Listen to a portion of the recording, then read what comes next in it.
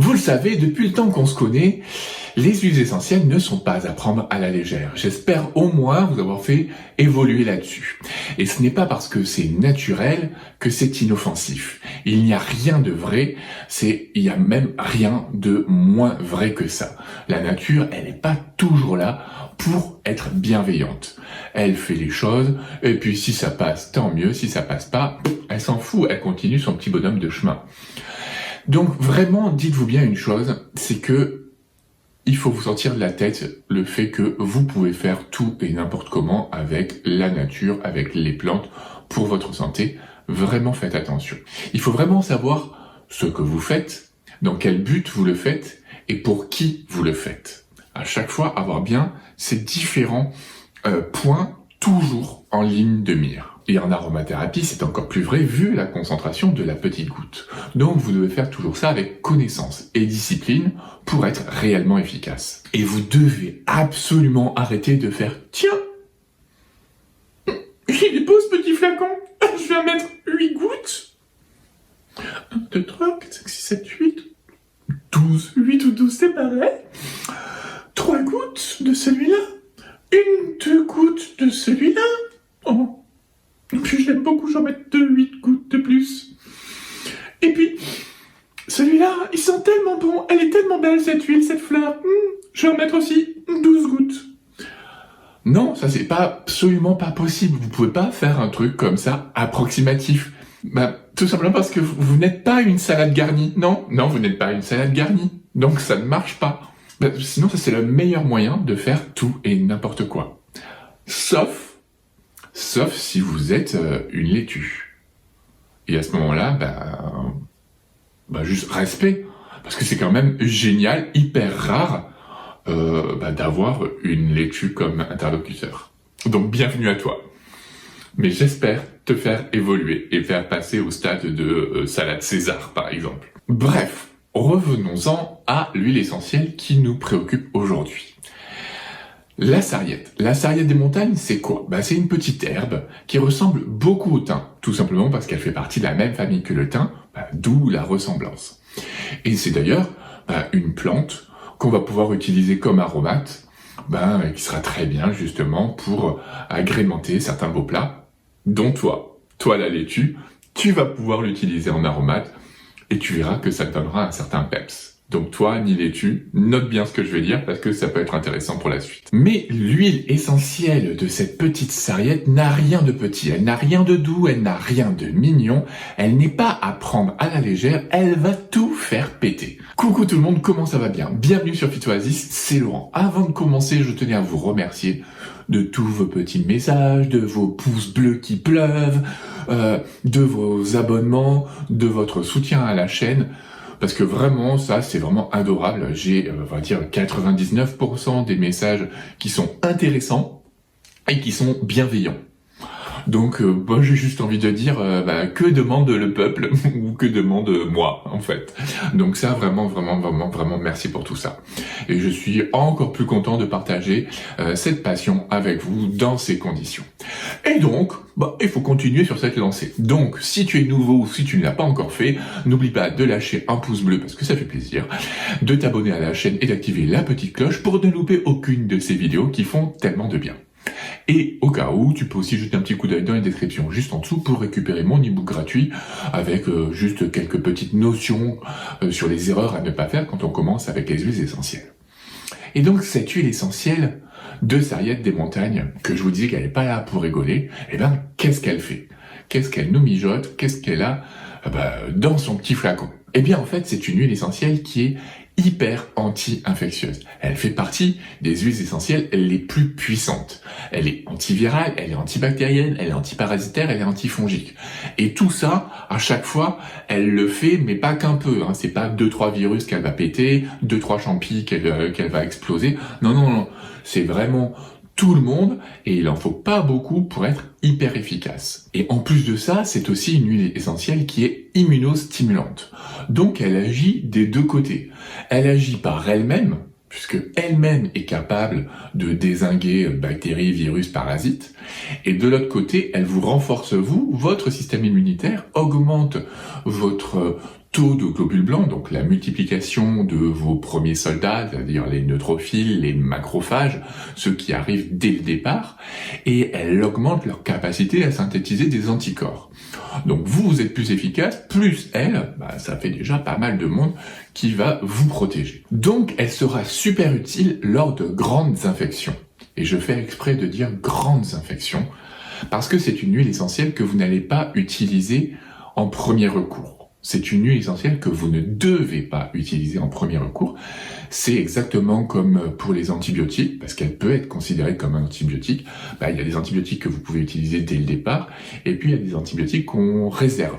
Et là c'est pareil. C'est donc une huile essentielle que je qualifierais de seconde intention, que vous allez utiliser quand ça ne marche pas, quand ça ne suffit pas, quand vous êtes malgré tout hyper crevé, que vous avez l'infection qui est bien présente et vous ne vous en débarrassez pas. Donc vous allez pouvoir l'utiliser par exemple en cas de grosse bronchite, d'une bonne grosse grippe qui vous clôt au sol, mais aussi en cas d'infection digestive, parce qu'elle va aider aussi à la digestion, et par exemple en cas de grosse diarrhée infectieuse, d'une gastro-entérite, mais aussi en cas d'infection urinaire ou génito-urinaire, donc d'une cystite, d'une prostatite, ou même en cas d'infection cutanée, une plaie, un abcès, une mycose, ou même en cas de grosse douleur dentaire, un abcès dentaire, ça pourra vous faire gagner du temps, diminuer la douleur, préparer le terrain avant d'aller voir le dentiste. Donc vous pouvez compter sur elle, elle va vraiment faire le ménage.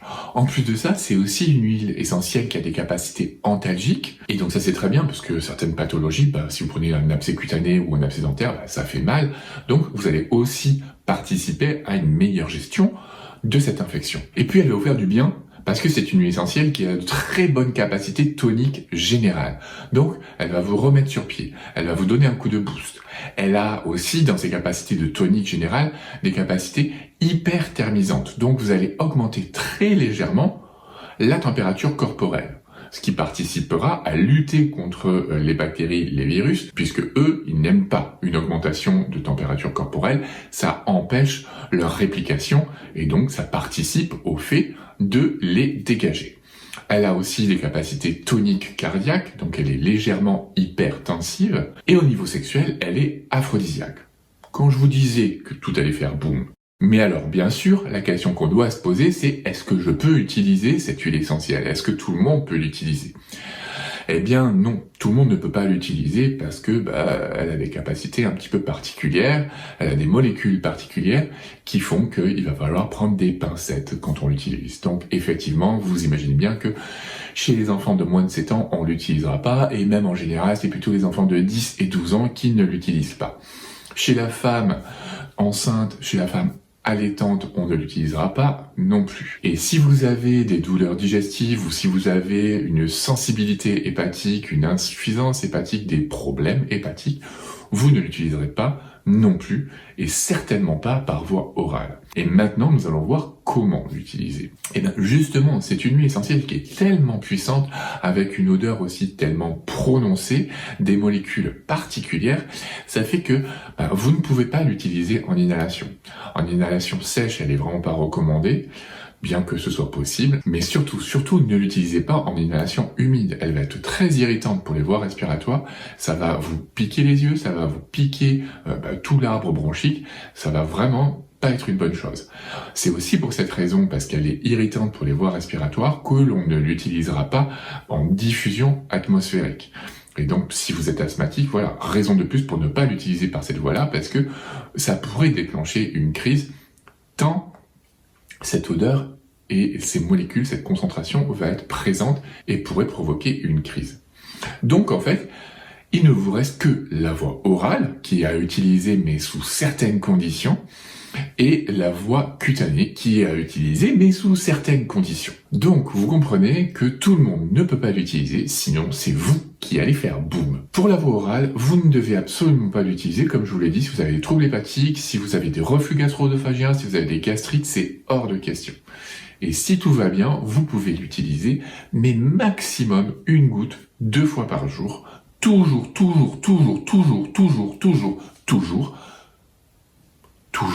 avec une huile végétale, une demi-cuillère à café, Et là, ne me dites pas je l'utilise avec du miel, ça ne me convient pas, moi je ne le conseille pas. Sur un comprimé neutre, ça ne me convient pas, et ça va pas être terrible non plus. Et bien sûr, encore moins dans un verre d'eau, c'est la catastrophe. Et normalement, vous devez aussi toujours l'utiliser avec une huile essentielle hépatoprotectrice. Donc, pensez à de l'essence de citron. Et donc, vous devrez toujours prendre une goutte d'huile essentielle de sarriette par voie orale associée à une goutte de citron. Le tout dans une demi-cuillère à café d'huile végétale. Ça, vous le faites le matin et le soir, et maximum pendant 5 jours. En dehors de ça, il vous faudra un suivi médical, et il faudra peut-être aussi des bilans biochimiques pour regarder si tout se passe bien. Donc, vous voyez, je vous l'ai dit, ça va faire boum, vous pouvez faire boum, et ça, ça fait pas plaisir. Donc le mieux, c'est vraiment d'utiliser cette huile essentielle par voie cutanée, et toujours par voie cutanée diluée, sinon ça peut être très dangereux pour votre peau, ça va vous gratter, ça va vous irriter, ça va vous brûler. Donc toujours avec une huile végétale qui va justement protéger votre peau, apporter les caractéristiques de l'huile végétale, renforcer votre peau, la nourrir, plus les propriétés propres de l'huile végétale que vous allez choisir. Et donc, imaginons que vous ayez une grosse grippe. Vous êtes cloué au sol, vous avez de la fièvre, vous avez un petit peu mal partout, vous toussez, c'est une toux grasse, productive, quinteuse, c'est très pénible. En plus, vous avez mal partout, vous êtes fatigué, un petit peu de fièvre, très certainement. Donc voilà. Donc ce que vous pouvez faire, c'est prendre votre petit flacon de 10 ml, mettre 5 gouttes d'huile essentielle de sarriette des montagnes, vous rajoutez ensuite 15 gouttes de titri, plus 15 gouttes de ravinsara. Le reste du flacon, vous le complétez avec de l'huile végétale de noyau d'abricot ou de macadamia, ce que vous avez, et vous allez appliquer une vingtaine de gouttes sur votre thorax 4 fois par jour. Ouais, c'est vrai, d'habitude je dis 3 à 4 fois par jour, mais là si vous êtes crevé, c'est vrai que 4 fois par jour, ça sera mieux.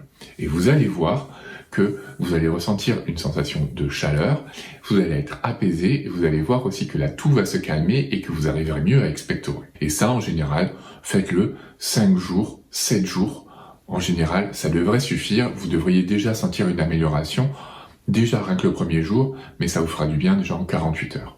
Et puis bien sûr, vous le savez, si ça ne va pas, vous allez consulter un médecin. Voilà, j'espère que ça vous a plu, j'espère que vous avez appris des choses, donc faites très attention. Donc vous l'avez compris, ça va faire boum, je dis pas ça pour plaisanter. Les bactéries, les virus, tous les microbes s'en prennent plein la tronche, mais nous aussi, si on fait n'importe quoi, on peut s'en prendre plein la tronche. Donc faites bien attention, j'ai déjà vu des cas où des gens avaient fait n'importe quoi, et j'ai vu les conséquences, c'était pas joli à voir.